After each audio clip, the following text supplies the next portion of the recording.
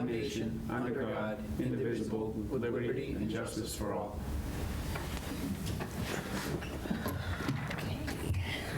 Next thing, approval of minutes from June 3rd. Has anyone had a chance to review? Yes. So moved. Second? Okay. Commissioner Brooks. I actually did find one error in the minutes. Just noticed when Director Egan turned the meeting over, it was the duly elected chair, Carlson, not Nelson. Okay. That was it. All right, so motion? Motion second. I move to approve the minutes as amended by the chair. Second. Okay. All approved? Aye. Aye. All right, 4-0-0. Okay. You guys could just, if you sign them and send them this way, Oh, sure. that would be great.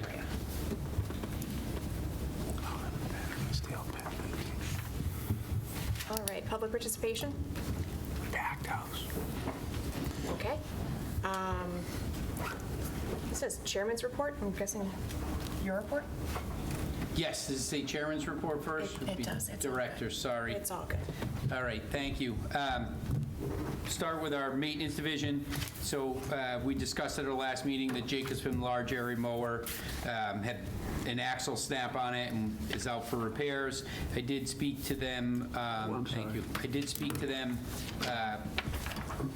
The vendor, at the end of last week, the parts were coming in, had to clear customs. They were hoping, they were clearing today, and we should have that back in the fleet by the end of the week, hopefully, if not the beginning of next week. And our guys have been making arrangements to try to stay on top of the cutting, using smaller equipment. It does take a little longer, so we do, we are fighting that battle. So we had a vendor, one of our other vendors, our Toro vendor, gave us a zero turn, a 12-foot wide zero turn, so just the same zero turns that you see with the landscape companies that have the levers here, the bars here, can turn on a dime in a larger 12-foot model. And we did cut a couple larger fields with it, and it moves along at a good clip, and there's positive feedback from it. So if we can get that back as a demo later this summer to try again, I think it's something that our staff would look at. And when we go to replace the mowers, maybe that's the way to go, because you could get two of that size for the same amount as a large mower right now. So the large mowers are 16-foot. You could get two 12s for about the same price as the 16-foot. The 16-footers are up to about 150 now with a cab. Yeah, so the last time we got one, I think it was 5 or 6 years ago. It was at 90-something at that point. So like everything, inflation is a great thing, I guess, for those selling. Anyways, our maintenance team continues to work hard, trying to stay on top of the grass throughout town and prepare the parks for our summer programs. And we had the end of the school activities, field days, and other items to stay on top of as well, and they've done a good job with that. And then our wading pool, they've been preparing the wading pool for opening on June 15th. And we've also, baseball, softball has been in their playoffs, so they've been requested to prep some fields in last week's weather, up and down. I think one game, I forget what age group, it started on Thursday night, got rained out at partway through, continued on Friday night, got rained out partway through the continuation, and finished it on Saturday morning. So our guys have been helping out with that, and we've got some really good feedback from the president of Burlington Baseball Softball, thanking them for their hard work, especially this weekend, getting the field ready to play on Saturday. On June 10th, we held an orientation for our seasonal maintenance staff at the maintenance garage. This is the first time we held a full orientation for the maintenance staff, and for the maintenance seasonal staff. And we had a presentation from our conservation agent, Eileen Coleman, who spoke to the group about illicit discharge of grass and clippings and everything into the system, the drain system. And she also spoke about invasive plants. And then we had Rashad Blades, member of the, works for the Board of Health. He presented on ticks, sun safety, and also gave the staff a Stop the Bleed training, which was timely and, very appropriate, I should say, not timely, nothing happened, very appropriate for what they, they're out working with equipment and doing manual labor and working in parks and, things could happen. But this year also, our maintenance seasonal staff are first aid and CPR certified. It was a requirement of them working. So I think that it provides a good, well-trained staff that go out there that can deal with any number of things that come up, but also gave them an opportunity to get some training from our park superintendent and 2 foremen. So they've started to come on board. We've had a couple on since the end of May, and we've had more come on the last 2 weeks. So we're excited about getting going with the seasonal staff. Our program division, our program team has been busy preparing for their summer staff orientation, which will take place June 25th through the 28th. The current format, we're in our 3rd year of that. It's conference style, and it covers, a wide range of topics related to meaningful recreation opportunities. So behavior management, team building, conflict management, and more. That will kick off tomorrow. And we have generally 80 seasonal staff there that get orientated. There's a welcome and there's icebreakers and stuff, but then we get into policy and procedures for the department, making sure everyone's comfortable, go over the department's core values. As you know, we have 4 core values. Those are talked about, I don't want to say pushed, but talked about throughout the summer. We encourage our staff to exhibit those core values. And when they do, we do have a reward system. If an administrative team member sees someone exhibiting one of the core values, they get a coin, and they can turn those coins in for an iced coffee, ice cream from Schoolhouse, pizza. If a group a staff wants to pool their coins, they can get a little pizza party. We'll buy them pizza for lunch. It's just a nice reward system, and I think we've had good response to that. We get T-shirts, sweatshirts, phone chargers. We've had phone wallets, a little bit of everything. So it's a good incentive program for the staff. And then our directors recently completed Directors Camp, which we started a few years ago as well. That was held at the Grandview Farm June 3rd through 6th. It's an opportunity for us to meet face-to-face in a smaller environment with our directors, go over policy, any changes to policy, our procedures, and then over the course of the 3 nights, they received training on managing behaviors, inclusion support, our core values, and then got some training in core value leadership from the Brown Center up at UNH.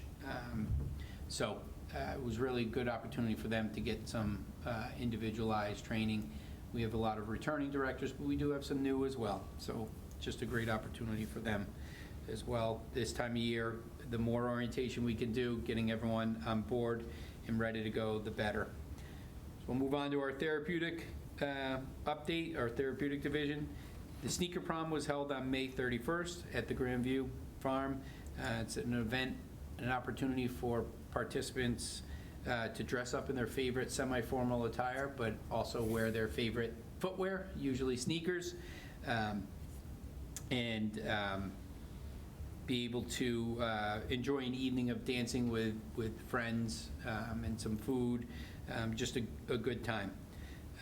Emma Jones and I recently appeared before the Disability Access Commission to request funding to help support some of our therapeutic recreation programs. The funds will be used to help offset the offset the cost of some of our TR programs that can be a little more expensive, and they include the sneaker prom, cooking connections, and therapeutic horseback riding. The therapeutic horseback riding alone for an individual is over $400. So being able to help offset, not everyone will be able to do that. With the funds from the Disability Access, we're able to lower the cost for the participants. So at the end of the meeting, or at the end of our presentation, the Disability Access Commission unanimously voted to support the programs. We'd like to thank them for their continued support. They've been doing this for a few years now, and we're really thankful for the support. They get their money through handicap parking violations, and able to go back into programs for people with a disability, and we're very thankful for that support. So as long as we keep getting people parking illegally, we'll have some funds to Oh, I help don't think offset that'll our go away programs. anytime soon. No, I don't think so either. And then preparations for summer 2024 inclusion request is underway.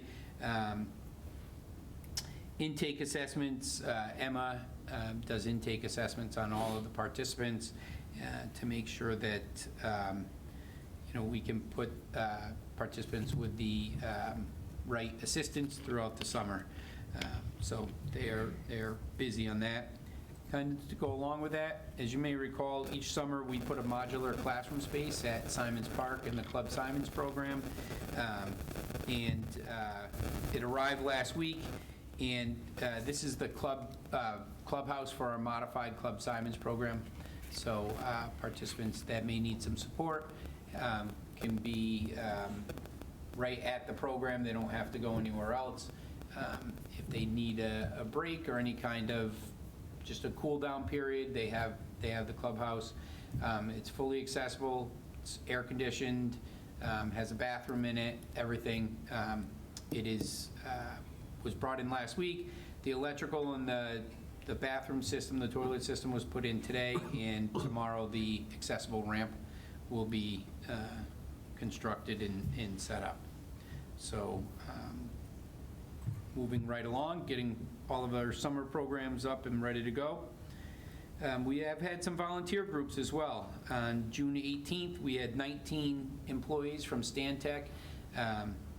That Tuesday was the start of that really hot stretch we had, and they still came out. We have one group in the morning from 9 to noon and another from 1 to 4. They prepared the beds around Simons Park, the planting beds, weeded them out, edged them, and then added mulch to them. So like I said, we had two groups. We had 9 in the morning and 8 in the afternoon, and they just worked through the heat. There's water. They have water, and they had access to inside if they needed to. But we're very thankful grateful for their efforts, especially on the really hot day. Then on Saturday, we had 9 soldiers from Fort Devens that were there for schooling from around the country, from Kentucky, New York, down south. I think it might have been one from California. Anyways, they came in on Saturday morning and worked around our building, and they worked alongside our staff to clean up the planting beds at our building, trim stuff back, and really get it ready for the season. And pruning some shrubs, put out some bark mulch out in front of the building and some of those planting beds. So we are thankful for those soldiers, and that was just one of the sergeant reached out and said, I have a group here and we're doing some schooling. We'd like to do some community service as well, and it was kind of short notice, but we made it work. Very nice. Yeah, very thankful. And Just some reminders of things coming up. Summer performances begin tomorrow night on the Common. We have on Tuesdays from 6:30 to 8 will be family concerts. Wednesdays will be children's shows from 6:30 to 7:30. Both of those are on the Common. And then on Thursdays, we have afternoon children's shows from 1 to 2 at Simons Park. So it's an opportunity for families to bring their kids out middle of the day. You mix in up at Simons, there's a big area below the treehouse, and they have performances, magicians, singers, puppeteers, all kinds of different acts. But anyways, the whole series kicks off tomorrow night with Moose Juice at 6:30. So pack up the family, grab something to eat, come on out to the Common, and enjoy. Wading pool, I mentioned it a little earlier, that our maintenance team had prepared it and got it ready for the opening on June 15th. So they spent a few weeks getting the pool operational and replacing the sand in the filters, checking the pumps, painting the pool surface, and getting the pool filled, which is no small feat. And with the recent extreme temperatures that we got last week, we did make the decision, and we worked with our maintenance team to make sure the pool is ready to open at 8:30. So they got an hour and a half earlier in the day when it's warm, but it's not oppressive. Families can come out and get an early dip in the pool. And we definitely had people taking advantage of that. Wildwood Park, we talked about this, I think, at our last meeting, maybe the meeting before. They actually started today. They did some mobilization on Friday, but they did start today doing the spread footings for the sunshade that will go over. So the full team was there from Cella Construction today. They have a new helper, Jake, who was out there helping out as well, helping his dad, but they got a good start today. Good. I know they got one footing in the ground when I saw it last around noon. So we're excited for that, and they guaranteed me it will be ready for the start of, it'll be constructed. They'll let the footing sit for a few days, and it looks like we're aiming for July 5th to actually put the canopy on. So that is happening. Our outdoor facility master plan, we're continuing to work with Weston and Sampson. We had to cancel a couple meetings, people being out, but we are expecting a draft in we're meeting Thursday, expecting a draft right after that for everyone to review and comment on. And then once that period is over, it's a 30-day period, I believe. Once that's over, they'll come and present the full plan to a Recreation Commission meeting. I'm thinking probably September, Good. to be on the safe side. Vehicle update, the replacement van that was requested at January town meeting has arrived. That was to replace our blue cargo van. We actually picked it up today. So when I did the report, we were waiting on the plates, but it was picked up today.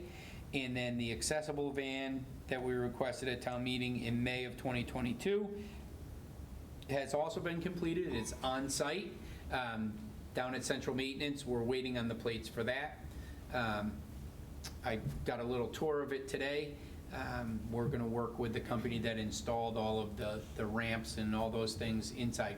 It was a cargo, same thing, a Ford Sprinter van, and then went to a specialized shop to have all the lifts and everything put in. We're working with them to get a, what's the word I'm looking for? Demonstration on how to use all the stuff, a training. So from first look at it today, it looked pretty self-explanatory, but for the people that will be using it, I want to make sure they get a training and they know the safety features and what happens if the electrical portion of it fails. There's always that manual thing to do. Isn't fun these days, but so anyways, we'll look for a training on that. Whew. Think I'm all done for now. Sorry. Any questions? I have a question, Madam Chair. Okay. Thank you, through the chair. Good report, Brendan, thank you. Programming question and comment. I got a call from a parent today of a middle school-aged child who went online the minute registration began for the Marshall Simons camp. Hit the refresh button dozens and dozens of times, ended up on a waiting list, and I believe she made an inquiry. There's 100 kids on the waiting list for this camp program at the Marshall Simons. My thought is, if there's 100 kids on a waiting list that need to get into a program like that, we ought to expand it. Maybe get another, I don't know if it's too late now to do it, probably, but going forward, I think we ought to plan to make sure we can accommodate all the kids who want to get into this camp. That's a critical age group. Yep. 6 to 8, and you got 100 kids that aren't going to have anything to do through the recreation programs, and that's not a good situation. Yeah, I'm not sure what week it is. I'm not sure we have 100 on a waiting list, but part of it is staffing, in needing to have enough to fill another bus in order to, so we don't lose money on the bus. But staffing is very important, especially in that age group. We can't have, staff that we're not comfortable sending with middle school group somewhere. But I know we've filled that the last couple of years, and one of the things we've talked about is having the appropriate amount of staff and being able to, it's a lot of responsibility. We're taking them places, right? We're taking them out of Burlington. I know, they go. Not that there's not a lot of responsibility when they're in Burlington, but you're now taking them somewhere else, so. Could you look at the amount of people that are on a waiting list and possibly give some thought to maybe expanding the program next year if we can't do it this year? Yes, so we've been building back after COVID, and we're seeing our numbers, hitting back to where they were pre-COVID and maybe even better.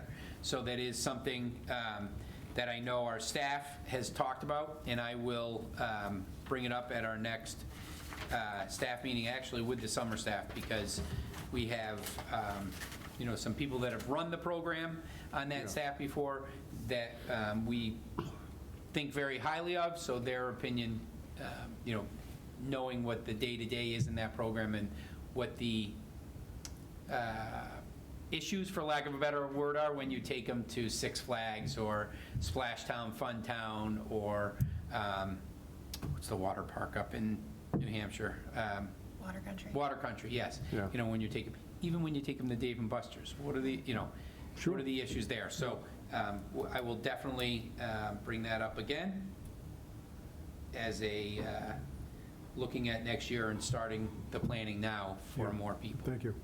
My other comments through the chair, glad to see the sunshade is going up. I actually drove by it twice today. I didn't even notice they were pouring footings, but that's good news. And the pool at Simons Park, I think my granddaughter was the second person to be in it. It's great. They did a great job. I want to compliment the staff that got the pool ready. It's beautiful. My only comment is we might need another one. And I don't know if that's even in the mix when we're looking at expanding that park, but because we have programs up there during the day, I don't know if the commissioners know this, but it's not open to the regular public that aren't in the program till 3 o'clock in the afternoon. So if we have a day where it's 95 degrees, unless you're in a program, you got to wait till 3 in the afternoon to get in the pool. So I don't know if that's the whole summer, but it's for a good chunk of it. So maybe we can think about another pool. So in our, thank you, in that we have thought about, how do we improve access to water in the summer, water for play purposes. And in the conceptual plan that we have, or that was developed through Weston and Sampson for Simons Park, the playground, because we realized that's our next large project probably for our department. We're looking at over $2 million playground renovation. It will include all ages, preschoolers to teens, areas that everyone could be involved in, but water components as well. Good. In that. So, it might be a case of we do the wading pool over, but we add some water features to the park as well, inside the playground area. So you have some spray features, but you also have access to the wading pool. So if the wading pool were closed for use by Club Simons, then it would be, there'd be an alternative water feature. Yeah, So, okay. all right? It's still Nothing like is set in still like stone another with that pool. yet, right? Yeah, well, that is something that's talked about, is Yeah. a pool, and, where could that go? Is there any thought about Overlook, putting a pool up there, or is it? I think that it would draw too many people to the neighborhood, and we're trying to be cognizant of the small streets up there and not creating a large traffic issue going to that neighborhood. Doesn't, it wasn't thought of for that area, I think intentionally. Okay. That's all I have, thank you. A question through the chair. Brandon, when we, so Commissioner Nelson mentioned on the, when these people when these people log in for the, so that's a big one, the summer programs, and people hit and refresh. And I know we got our software, but now with AI and how these people, certain people, I don't know, you guys are more computer savvy than me, but like, does our software able to detect that, like, people are using technology that can get them in faster than the, you know what I mean? We want to be fair with everyone, but I know this is going to be a problem going forward. That's Yeah. why I asked this question. Am I right or wrong? Oh, no, you're right. So I apologize, I didn't touch on that point. We know each season when we hold registrations, some programs fill quickly.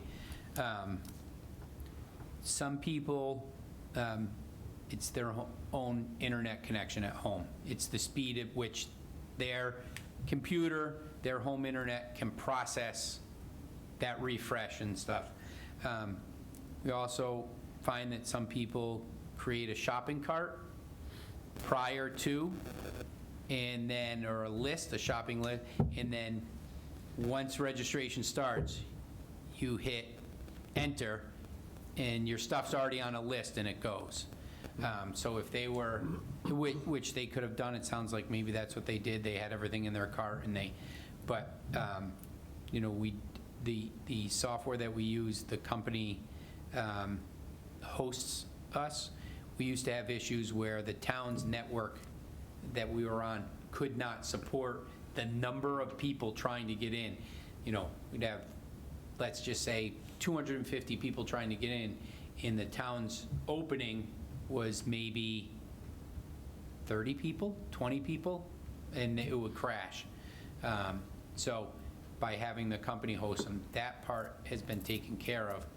But when you're going for the super popular programs, Middle School Parks, Club Simons, it is sometimes hard to get in, and if your connection at your house isn't the fastest, that doesn't help you in the process. But it happens a lot, openings that happen throughout the summer, so if they are on the wait, we always tell people, get on the waiting list. Sometimes we go through 20 people on a waiting list.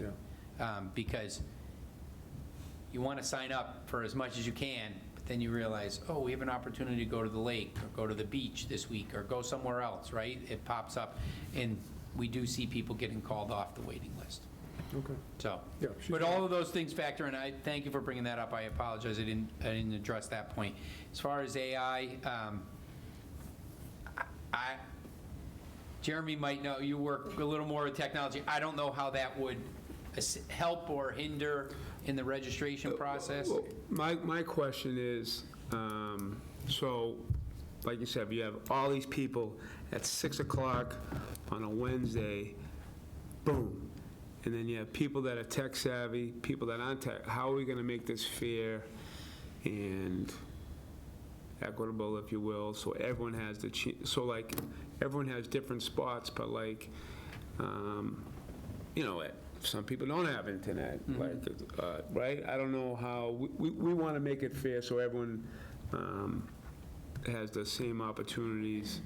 So I don't know what we could do, or you have to So you can't make it so like everyone's, you can't come in, oh, you have this hour, or I don't know what to do. I have no, but there's got to be some Yeah. type of, So we've tried to I know move we registration around. always try to make it fair. Yeah, But with today's technology, and if you don't have technology, or if you don't have internet, or, I don't know what the answer is. Madam Chair, if I may. So, through the chair, I've chewed on this a little bit, and I see it more as a data analysis problem, right? So we have a large database, lots of historical data that we need to go through, right?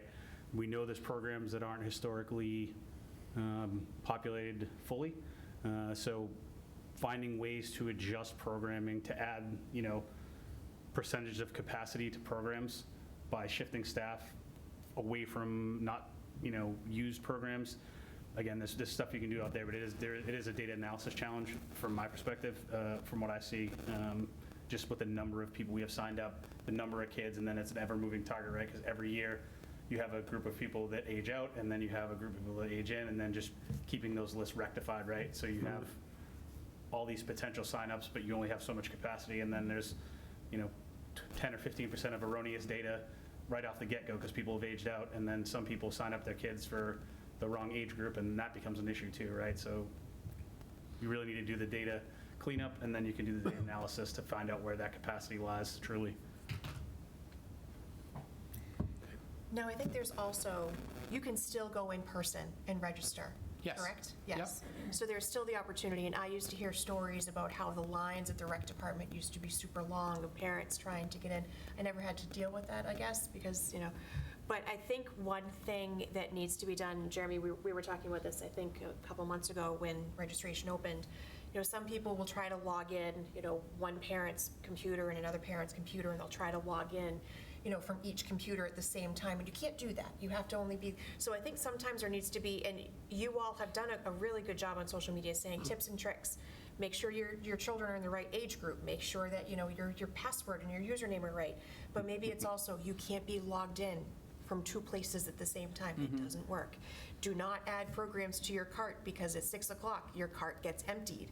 Add to your wish list, those types of things, because I've also tried to add to my cart and press that button and it doesn't work, Yeah. We've all tried these little things over the past couple of years since COVID on how to, best navigate the system. And now that the pipeline is larger, so you know what to expect with all of these parents logging in at the same time, not doing it at 10 a.m. anymore, doing it at 6 p.m., which I think has worked, except for some of us baseball parents. But There's always one segment that we're going to, right? That we No, I And we totally- realize that. No, but I think maybe those are some tips and tricks that need to be added in there saying, the speed of your internet might be, a problem. There is still internet, there is still registrations available. Please make sure that you're only logged into one computer. Like those tips are things that I don't think are shared publicly, that might be helpful in addition to make sure you know your username and password. Make sure your child's age and grade are correct because that can affect registrations. And I have called panicked a few times because my child has been the wrong age and I forgot. But those things. I did that this year. But to Jeremy's point too, I know that there is a bubble year of children who have affected Club Simons. They are probably affecting middle school parks right now. That type of data analysis that Commissioner has talked about would be helpful as well. Yeah. Yes, so those are good things. We do put out the tips and tricks, and we encourage people to make sure their household, we start like a week or two before, make sure your household is up to date. Because what happens is people will add their children to the, new children to the household. And once they turn 5, we need to verify their birth certificate. But if they haven't done it by the age of 5, then it prevents them from knowing that they're in kindergarten or they're moving on to first grade. Making sure the grade is correct is important. So we can talk about adding some of those tips and those items to the tips and tricks, definitely. And yes, it was the wish list, thank you, is what it was called, being able to put your stuff there because your cart does get emptied. Thank you. Once 6 o'clock rolls around. And the timing of it too, we used to do it in the morning. It was difficult for parents who had to work. We understood that, so we started doing it later. We send out a connect, what do you call it? Red. Code Red. Code Red, thank you, around town, so everybody knows, like, all right, tomorrow night or Tuesday night, whatever night it is registration. So, we'll continue to do those, look at ways we can, get more people into programs, the very popular ones. Someone is going to be shut out at some point, so we do realize that, and if we could add more staff and, to a program and open up more spots, we definitely want to do that. We don't like turning anyone away, so. Madam Chair, maybe that's something I can take back with the school committee is better communication of student numbers, because right now I know, Fox Hill has 5 sections of kindergartners, and I believe Memorial has the same, Pine Glen has 4, so we know, that kindergarten class, as they move through the next, 8 or 10 years, there's going to be a larger demand for that age group moving through, so we can kind of look at that adjustment and correlate those numbers to the demand and stuff, so it's another way we can kind of solve that challenge. So I'll try to see what I can pull forward about that. That's great. Okay, anything else for the director? Nope. Okay. Thank you. I have nothing for the chairman's report. Subcommittees? I have nothing, I have nothing. Mr. Chairman. Sculpture Park. I don't know if anyone went on Saturday, but the Sculpture Park did have their pigs on parade unveiling on Saturday morning. I was told there were at least 100 people, if not more, people in attendance. Even Friday afternoon when the pigs were being installed, I drove by and saw people taking pictures with the pigs and children looking at the pigs. So far, it seems like public participation and excitement has been, Are very they still well there? received. They will be there until the end of the summer. Oh, good. Yeah, My granddaughter so- loves pigs. Oh, good. She'll Bring her over. absolutely love it. And you can see them, a few of them from Cambridge Street. Yeah, So, I've seen them. They look great. yeah, please make sure, spread the word and go see them. Who painted them? So the sponsors of the pigs either could ask a high school student to paint them, or they could get their own artist. Many of the pigs were painted by high school students, so you'll get to see some of the talents that the art department has been able to, to Yeah, foster. that's what I through was the years. wondering, looking So at it them. was about Yeah. 6 or 8, if I remember correctly. Yeah, and they were, they were involved in the installation as well. So there's some great artwork coming out of, the high school. Excellent. Yeah. All right, so that's subcommittee. New business. Okay, thank you. We do this each year around this time. July is Parks and Recreation Month, and it's an opportunity for us to officially acknowledge the importance of Parks and Recreation and the benefits it provides to our residents. This is a nationally recognized month, and this year's theme is Where You Belong. It celebrates the many ways Parks and Recreation professionals across the country foster a sense of belonging in their community by providing welcoming, meaningful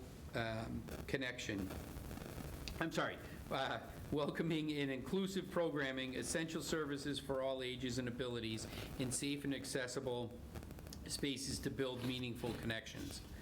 Our program division is working on some activities and events for our residents, and we'll post them on our social media platform throughout July. I would like to ask the Recreation Commission to show their support of our staff and all that they do by proclaiming July Parks and Recreation Month. And I had forwarded a proclamation to, did you get that? Yes, sir. Okay, to be read tonight, and hopefully that the commission will vote to proclaim July Parks and Recreation Month. And I've also going to be on the agenda for the July 15th Select Board meeting. They also read it as well once the Recreation Commission does the proclamation. Okay. Should I read the proclamation before we make a motion? Yeah. Or make a motion? Yes. Okay. All right. Whereas Parks and Recreation is an integral part of communities throughout this country, including Burlington Parks and Recreation, and whereas Parks and Recreation promotes health and wellness, improving the physical and mental health of people who live near parks, and whereas Parks and Recreation promotes time spent in nature, which positively impacts mental health by increasing cognitive performance and well-being and alleviating illnesses such as depression, attention deficit disorders, and Alzheimer's. And whereas Parks and Recreation encourages physical activities by providing space for popular sports, hiking trails, swimming pools, and many other activities designed to promote active lifestyles. And whereas Parks and Recreation is a leading provider of healthy meals, nutrition services, and education. And whereas Park and Recreation programming and education activities, such as out-of-school time programming, youth sports, and environmental education are critical to childhood development. And whereas Parks and Recreation increases a community's economic prosperity through increased property values, expansion of the local tax base, increased tourism, the attraction and retention of businesses, and crime reduction. And whereas Parks and Recreation is fundamental to the environmental well-being of our community. And whereas Parks and Recreation is essential and adaptable infrastructure that makes our communities resilient in the face of natural disasters and climate change. And whereas our parks and natural recreation areas ensure the ecological beauty of our community and provide a place for children and adults to connect with nature and recreate outdoors. And whereas the U.S. House of Representatives has designated July as Parks and Recreation Month. And whereas Burlington, Massachusetts recognizes the benefits derived from parks and recreation resources. Now therefore be it resolved by the Burlington Recreation Commission that July is recognized as the Park and Recreation Month in the town of Burlington, Massachusetts. Can I have a motion to designate July as Park and Recreation Month in the town of Burlington? Madam Chair, I move that the commission vote to designate the month of July as Parks and Recreation Month and to approve the proclamation the chair just read into the record. Do I have a second? Second. All four? Aye. Aye. Aye? Aye. Okay, that's 400. All opposed? Okay, 400. Thank you very much. I do have, if you'd like to sign that proclamation, it will hang in the, at the Parks and Recreation Department throughout the month of July. Actually, we usually keep it up beyond, just so people know July is Parks and Recreation Month. So thank you very much. I know our staff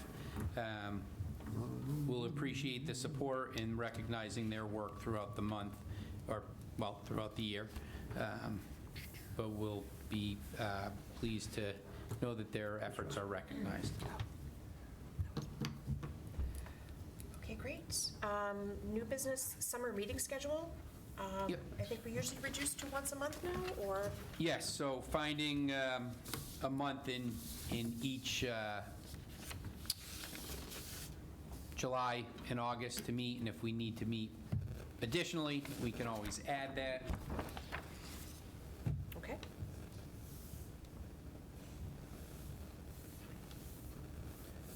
So what works for everyone in July? Do we keep it on a Monday?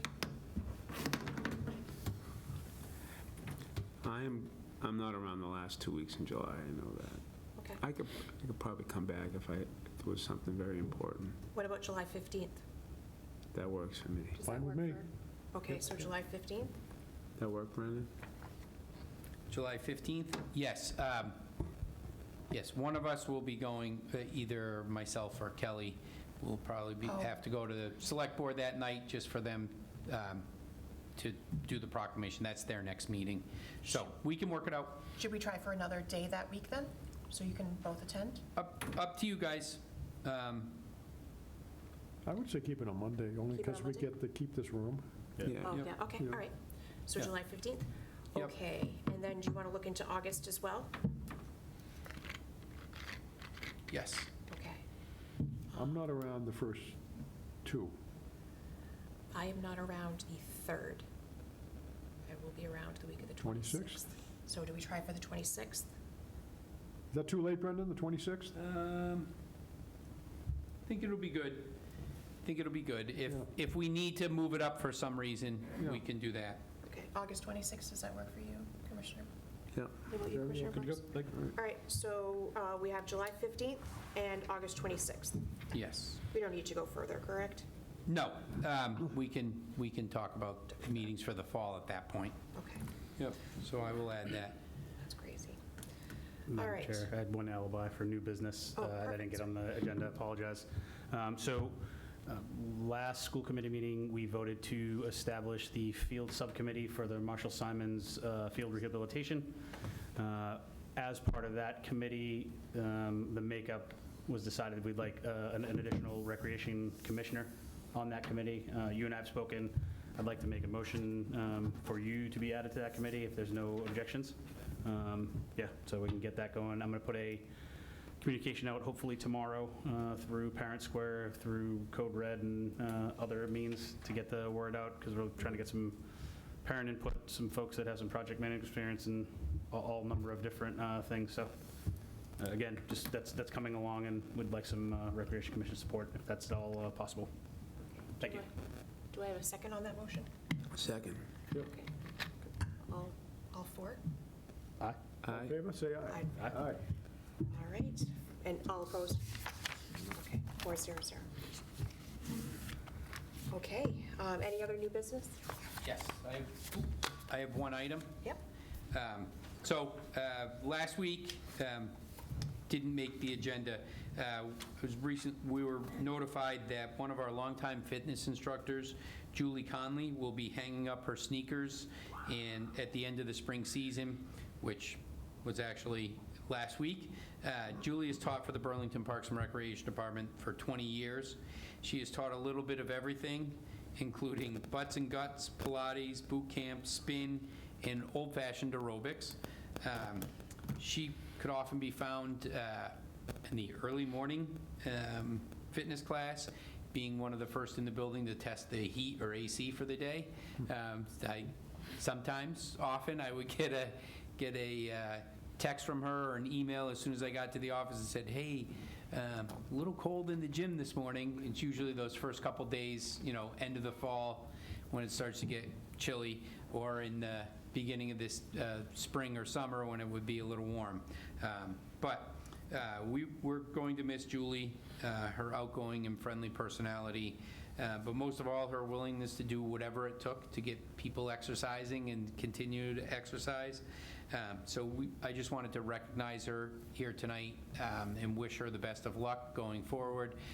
We were very fortunate to have Julie for this number of years, and maybe she takes a season off and says, you know what, maybe I could do one more class. So, we'd love to have her. We hate to see her go, but we understand 20 years of teaching fitness and, and getting up early. I think she might have one other instructor that did that 5:45 class, but dedicated, very dedicated. So, had little nagging injuries throughout, and she always, did the class, and if she couldn't, she said, I'm going to have to take a break of this one for a little while, but was right back as soon as that bump or bruise healed, and so can't say enough. She's one of our great fitness instructors, and just wanted to thank her for her years of service. Excellent. Anybody want No, I would just say, Julie, I know Julie just through the school systems at Francis Wyman. She's always done amazing things for the town of Burlington and the Recreation Department. And Julie, I'd just like to say thank you for all your hard work and all the people that you've taught exercise to. And, good luck in future endeavors. And I know you've done a great job for the department over the years. Thank you. Yeah, same. I know Julie through Francis Wyman as well. Honestly, now that my child's not at Francis Wyman, I actually have early mornings available, but no. But thank you, Julie, for all your years of, dedication to the Recreation Department. We appreciate it. Anyone else? Okay. Is there any other new business? Okay. Any old business? Nope. All right. Any need for an executive session? Not at this time. Okay. All right. Can I have a motion to adjourn? So moved.